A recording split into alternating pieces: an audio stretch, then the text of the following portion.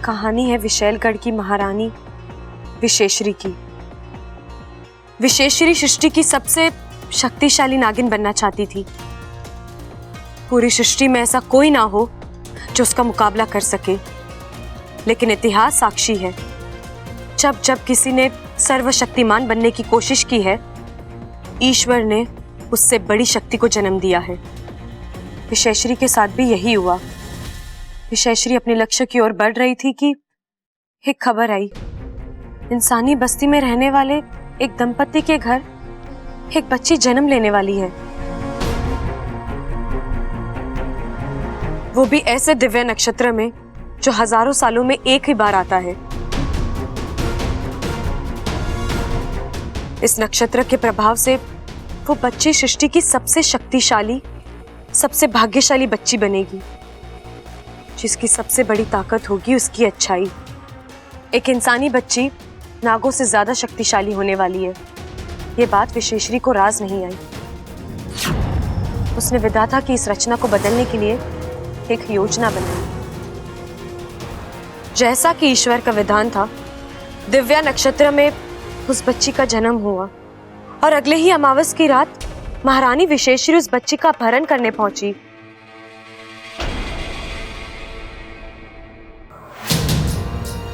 वो भविष्यवाणी सही थी। ये बच्ची वाकई में अद्भुत और दिव्य बच्ची लग रही है। ये पैदा भले ही इंसानी बस्ती में हुई हो, लेकिन पलेगी बढ़ेगी विशैलगढ़ में एक नागिन बनके।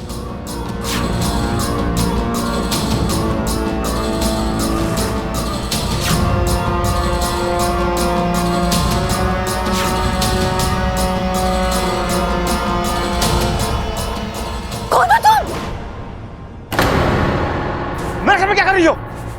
ये हमारी बच्ची को चुरा रही थी। क्या मेरी बड़ी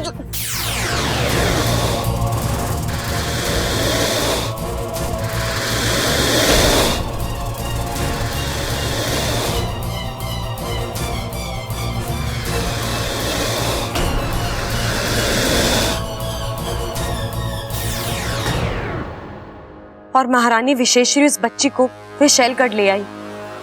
उन्होंने ठान ली कि वो उस बच्ची को विशैलगढ़ की ताकत बनाएगी और नाग आत्मीकरण प्रक्रिया शुरू हो चुकी थी। लेकिन ये क्रिया विशैलगढ़ के नियमों के विरुद्ध थी। नागों के एक झुंड ने इस पर आपत्ति जताई। वो महारानी का विरोध करने पहुंचे। रुक जाइए महारानी जी, क्या कर रही हैं आप? ऐसा अनर्थ मत कीजिए। विशेश्वरी का जहर और विशेश्वरी का फैसला आज तक ना कोई काट पाया है ना कोई काट पाएगा। ये लड़की विशैलगढ़ में ही रहेगी और नागिन बनेगी। नमो देव्य नाग देव्य तक्षकाय सतंत्र नमः प्रहतः समिताम। नमो देव्य नाग देव्य तक्षकाय सतंत्र नमो देव्य नाग देव्य भाग सिपली, भाग।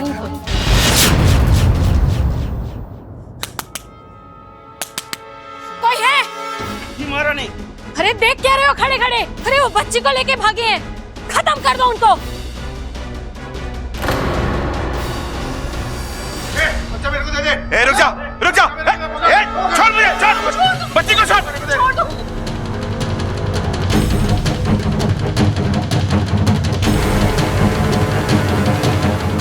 बच्ची को छोड़। छोड़ो इनको। छोड़ो बच्ची को।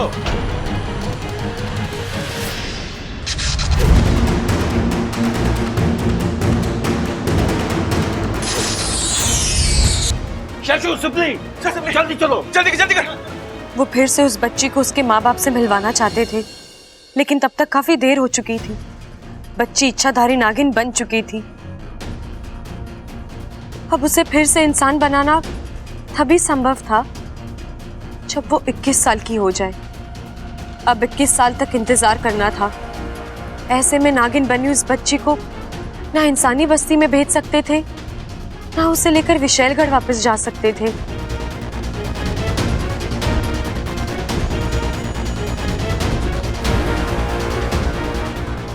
आखिर उन नागों ने अपनी एक नई दुनिया बसाई, नागिस्तान। तभी से नागिस्तान और विशैलगढ़ की दुश्मनी चलती आ रही है। विशैलगढ़ वासियों को आज तक पता नहीं है कि नागिस्तान आखिर है कहाँ। वो बच्ची आज भी नागिस्तान में नागिस्तान के नागों के साथ पल बढ़ रही है, और उस अभागी लड़की का नाम है इच्छा।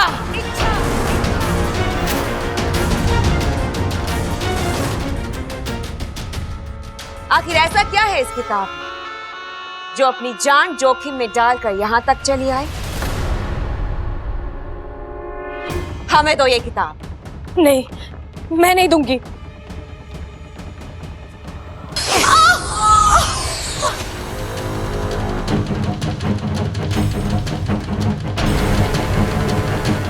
जल्दी से पढ़ो विचप्रीत, ऐसा है क्या इस किताब में? देखो, मैं यहाँ तुमसे लड़ने नहीं आई हूँ। मुझे बस ये किताब वापस दे दो। मुझे इस किताब का आखिरी पन्ना पढ़ना है, फिर मैं खुद यहाँ से चली जाऊंगी। यहाँ ना गाते तो अपनी मर्जी से, लेकिन जाते हमारी मर्जी से। तुम यहाँ से जिंदा वापस कभी नहीं जा पाओगी इच्छा। तुम यहाँ से जाओगी तो सिर्फ पाताल में।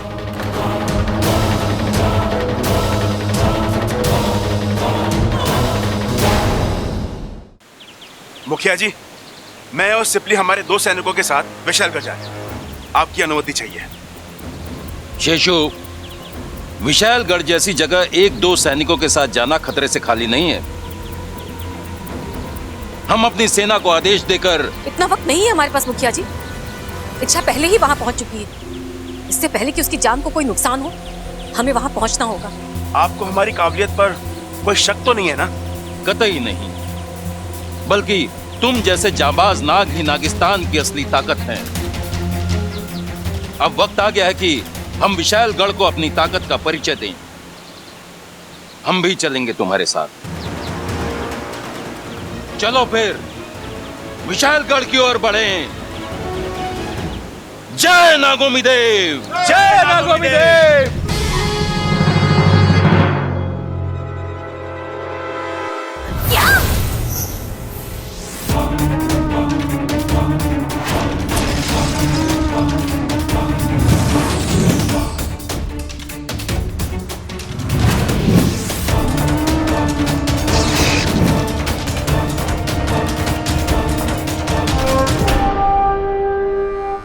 लगता है नागिस्तान वाले घुस आए।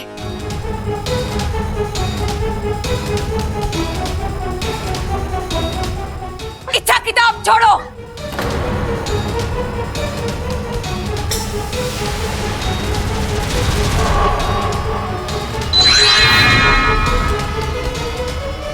इच्छा, या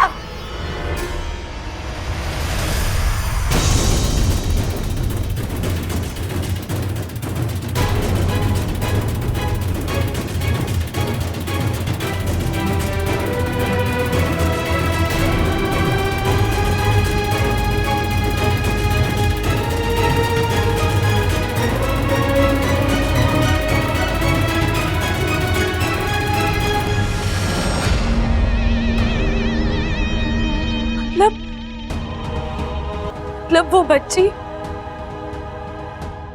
वो मैं ही हूँ। सही पहचाना तूने इच्छा।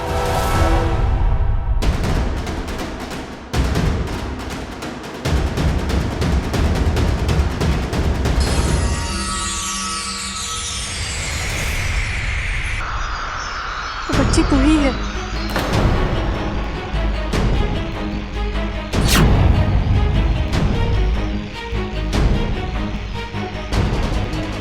महारानी विशेश्वरी ने खुद इस राज को इस किताब में बंद कर रखा था और कहा था कि यह किताब तुम्हारे अलावा कभी कोई नहीं खोल पाएगा।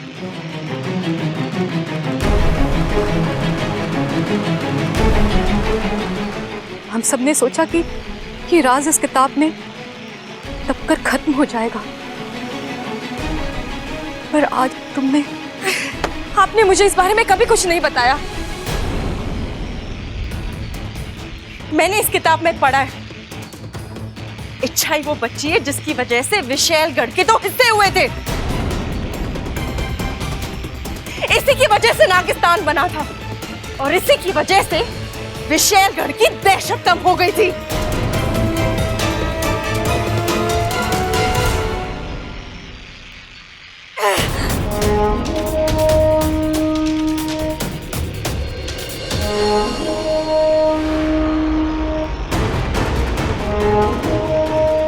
लगता है विशालगढ़ की सेना इसी तरफ आ रही है। शेषु सिपली, तुम लोग जल्दी यहां से निकलो, हम लोग इन्हें रोक के रखते हैं। चल चल। गुरुजी, अब हमें भी यहां से निकलना चाहिए।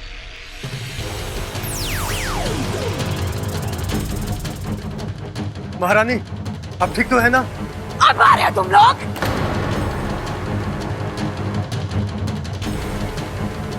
अच्छा, अब हम तुम्हें नहीं छोड़ेंगे, नहीं छोड़ेंगे हम तुम्हें।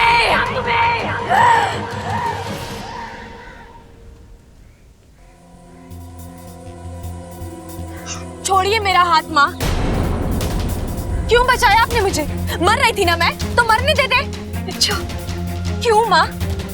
आपको वाकई में मेरी चिंता है? नहीं, नाटक कर रही हैं आप।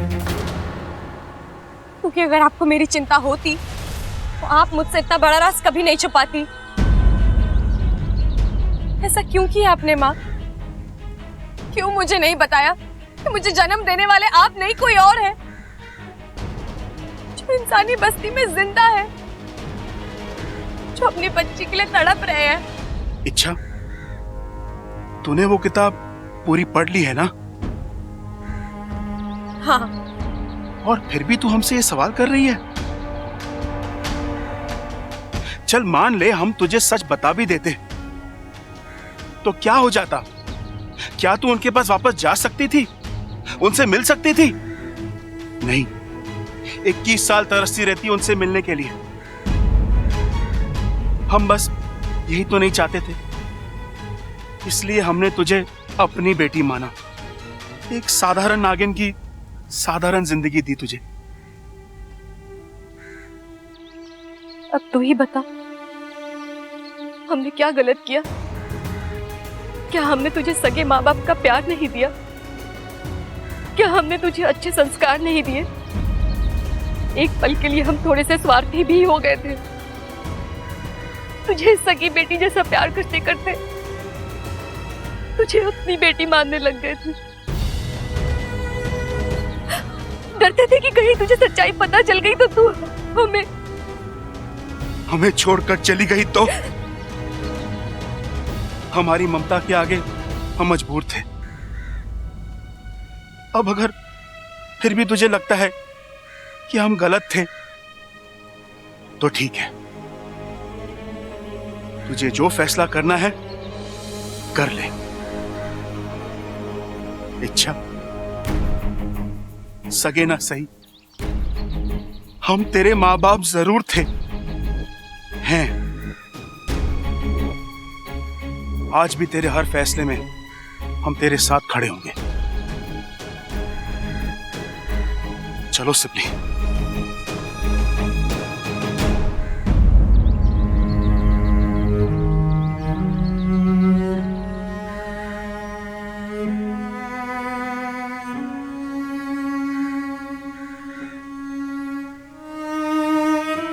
रुक जाइए।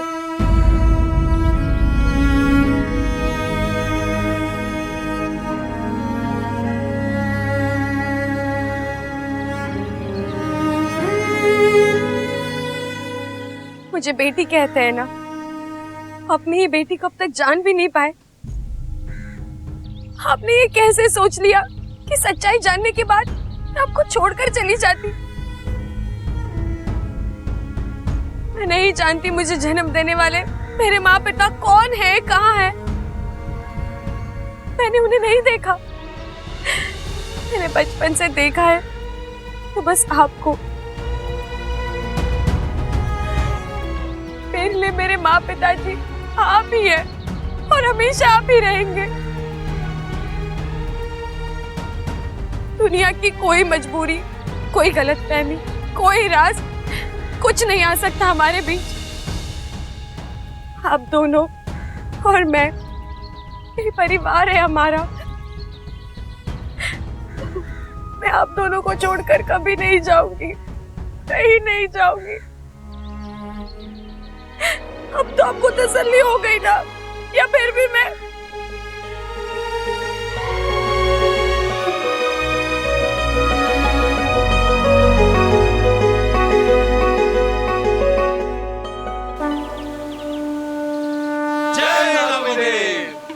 आज का दिन नागिस्तान के लिए किसी त्योहार से कम नहीं है।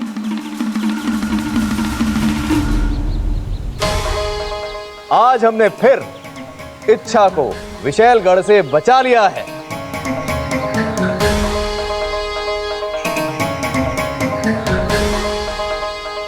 एक बात का हमें ख्याल रखना है, विशालगढ़ इस हार को कभी नहीं भूलेगा। वो लौटकर हम पर हमला करेगा, तब हमें इसी एकता के साथ उनका सामना करना है। करेंगे मुखिया जी, जरूर करेंगे। गुरुजी, मैंने अपनी जिंदगी में कभी भगवान को नहीं देखा, लेकिन आज एक बात मैं दावे के साथ कह सकती हूँ, वो आप सबसे अलग नहीं होंगे। मेरे लिए इतना कुछ किया है आप लोगों ने, इतने सारे एहसान। एहसान नहीं सपोली, फर्ज या जिम्मेदारी कह लो, जो कि अब पूरी हो चुकी है। अब तुम पूरे 21 साल की हो गई हो। आज से 21 साल पहले तुम्हें जबरदस्ती इंसान से इच्छाधारी नागिन बना दिया गया था। तुमसे इंसानों की तरह जीने के अधिकार छीन लिए गए थे। आज वो अधिकार मैं तुम्हें वापस कर सकता हूं।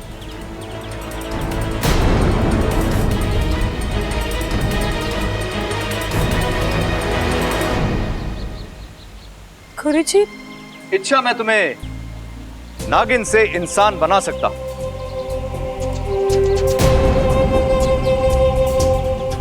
बस एक छोटी सी विधि और तुम 100% इंसान बन जाओगी।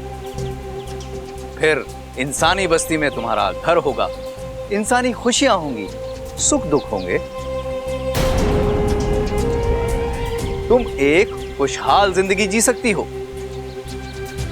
अपने प्यार के साथ, अपने बबल के साथ।